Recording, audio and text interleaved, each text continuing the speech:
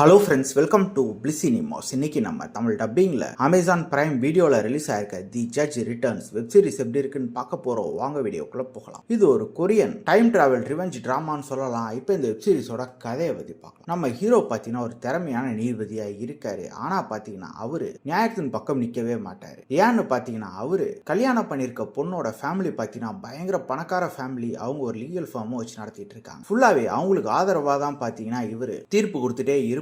இதனால பாத்தீங்கன்னா பல பேர் பாதிக்கப்பட்டுக்கிட்டே இருப்பாங்க. ஒரு நாள் இவரு பண்ற ஒரு சில சம்பவங்களாலேயே பாத்தீங்கன்னா அவங்க அம்மா இறந்து போயிடுறாங்க. அவங்க அப்பாவுக்கும் உடம்பு சரியில்லாம போயிடுது. அதனால நம்ம ஹீரோ பாத்தீங்கன்னா பயங்கர குற்ற உணர்ச்சிக்கு ஆளாகிடுறாரு. அதனால இல்ல நம்ம நேர்மையா செயல்படுவோம் அப்படின்ட்டு ஒரு கேஸ்ல தீர்ப்பை எழுதுறாரு. அதுல அவங்க மாமனார் ஃபேமிலி செம்ம காண்டாயிடுறாங்க. இவர் மேல ஒரு கேஸையும் போட்டு இவர் அரெஸ்ட் பண்ணி தூக்கி உள்ளேயும் போட்டு கொலையும் பண்ணி விட்டுறாங்க. அந்த டைம்ல தான் பாத்தீங்கன்னா நம்ம ஹீரோ டிராவல் ஆகி 10 வருஷத்துக்கு முன்னாடி போக அங்க இருந்து பாத்தீங்கன்னா நம்ம ஆளு நான் இனிமே நல்லவன்டா அப்படின்ட்டு நியாயத்தின் பக்கம் நிக்க ஆரம்பிக்கிறாரு. எல்லாருக்கும் நல்ல தீர்ப்பு கொடுத்துட்டு இருக்காரு. சமூகத்துல தப்பு பண்ற எல்லாரையும் தீக்கு உள்ள போட்டுட்டு இருக்காரு. இந்த மாதிரி சிச்சுவேஷன்ல இது எது வரைக்கும் போகுது, அதே மாதிரி இவரை கொன்னவங்களை எப்படி ஒரு பழிவாங்க போறாரு அப்படின்றது தான் இந்த வெப் சீரிஸோட மொத்த கதையே. இப்போ இந்த வெப் சீரிஸோட பாசிட்டிவிட்டி பத்தி பார்க்கலாம். பாசிட்டிவ் கண்டிப்பா நம்ம ஹீரோ ஜி சங் ஓட பெர்ஃபார்மன்ஸ் சொல்லலாம். ஒரு சூப்பரான ஒரு பெர்ஃபார்மன்ஸை கொடுத்திருக்காங்க. அவரு ஊழல் நீதிபதியா இருக்கும்போதா இருக்கட்டும், அப்புறம் திருந்தி இருக்கும்போதா இருக்கட்டும், நீட்டான ஒரு பெர்ஃபார்மன்ஸை கொடுத்திருக்காங்க. வெப் சீரிஸ்ல வர கோர்ட் சீன்ஸ் எல்லாமே ரொம்ப சூப்பராகவே ஒர்க் அவுட் ஆயிருந்தது. அதே மாதிரி இவங்க பண்ற ரிவெஞ்ச் போர்ஷன்ஸுமே பார்த்தீங்கன்னா ரொம்ப சுவாரஸ்யமா ரொம்ப இன்ட்ரெஸ்டிங்காக இது எடுத்துட்டாங்கன்னு சொல்லலாம். டைம் டிராவல் கான்செப்டும் கதைக்கு ரொம்ப நல்ல ஒரு ட்விஸ்ட்டை கொடுத்தது. அது பார்க்கறதுக்கு சுவாரஸ்யமாகவும் இருந்தது. நம்ம ஹீரோவோட அந்த 2 டிரான்ஸ்ஃபர்மேஷனுமே அல்டிமேட்டா இருந்ததுன்னே சொல்லலாம். ஹீரோயினோட கேரக்டர் பெருசா எடுதல, அவங்க ஒரு சில டைம் தான் வராங்களே. மற்றபடி இந்த படத்தோட நெகட்டிவ் பத்தி பார்த்தீங்கன்னா வெப் சீரிஸ் அங்கங்க கொஞ்சம் ஸ்லோவா போக தான் செய்யுது. அது மட்டும் இல்லாமல் மொத்தம் 14 எபிசோட் இருக்கு. ஆரம்ப 2 எபிசோட்லாம் பார்த்தீங்கன்னா ஃபுல்லா கேரக்டர் இன்ட்ரடக்ஷனும் நம்ம ஹீரோ எப்படிப்பட்டவர் அப்படின்றத காட்டுறதுக்குமே போயிடுது. ஆனா அதுக்கப்புறம் நல்லா வெப் சீரிஸ் பிக்கப் ஆயிடுது. இருந்தாலுமே இன்னும் கொஞ்சம் கட் ஷார்ட் பண்ணி எழுதி எடுத்துருந்தா நல்லா இருந்திருக்கும் அப்படின்ற மாதிரி தான் தோணுது.